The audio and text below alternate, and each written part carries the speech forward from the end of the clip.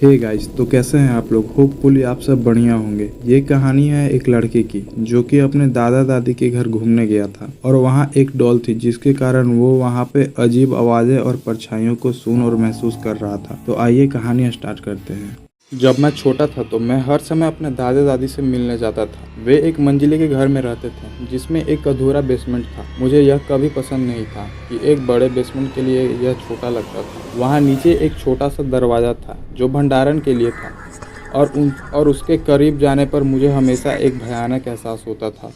और मैं यह भी बता दूं कि यह एक नया घर था जो लगभग 6 साल पुराना था। अब जब मैं लगभग 6 या 7 साल का था तो मुझे वहां जाने में बहुत असहजता महसूस होती थी। यहाँ तक कि जब मैं किसी ऐसे व्यक्ति के साथ जाता था जो मुझे पसंद नहीं था। मुझे याद है कि मैं अपने दादी के साथ कुछ मदद करने के लिए वहां गया था। उसे ऊपर की ओर भागना पड़ा क्योंकि किसी ने दरवाजे की घंटी बजा दी। उसने कहा कि वह अभी वापस आएगी। हालांकि वह जानती थी कि मुझे वहां अकेले रहने के बारे में कैसा महसूस हो रहा था। लेकिन मैंने सिर हिलाया और कहा ठीक है। वह चली गई थी और मैं अकेले था और मुझे अपने पेट में कुछ अजीब सा महसूस होने लगा था। मैं हिल नहीं रहा था और हिलना भी नहीं चाहता था। हालांकि अब लाइटें जल रही थी। यही वह जगह है जहाँ हर चीज़ होनी शुरू हुई और अभी भी हो रही है। मुझे ठंडक देता है और रोशनियाँ टिमटिमाने लगी और मुझे आवाज़ें सुनाई देने लगी और ऐसा लग रहा था जैसे कोई बात कर रहा हो। और यह आवाज़ें ऊपर से नहीं बल्कि भंडारण कक्ष से आ रही थी।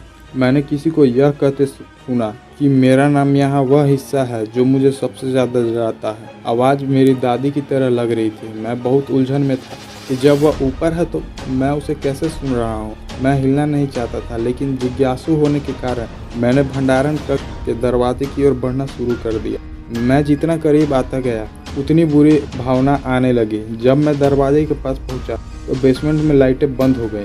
मैं ऊपर भागकर छिपना चाहता था, किसी ऐसी जगह जाना चाहता था जो बेसमेंट में न हो।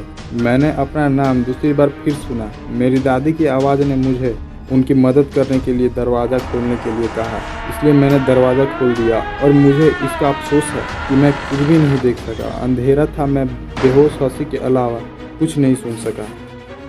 ऐसा हमेशा के लिए महसूस हुआ लेकिन फिर हंसी रुक गई और बेसमेंट में लाइटें वापस चालू हो गई। और लाइटें चालू होने से मुझे थोड़ा बेहतर महसूस हुआ। लेकिन भंडारण वाले रूम में मुझे थोड़ा सा नकारात्मक परछाई दिखाई दे रहा था। मैंने भंडारण कक्ष में एक छोटी सी जोकर गुड़िया देखी और मेरी दादी जोकरों से बहुत नफरत करती थी और उनसे कोई लेना देना नहीं चाहती थी। तो जोकर गुड़िया क्यों है मुझे कोई अंदाज़ा नहीं है। फिर भंडारण कक्ष में रोशनी चालू हो गई। मैंने देखा कि हर जगह खून जैसा लाल दिख रहा था। मैं चिल्लाया और बेहोश हो गया।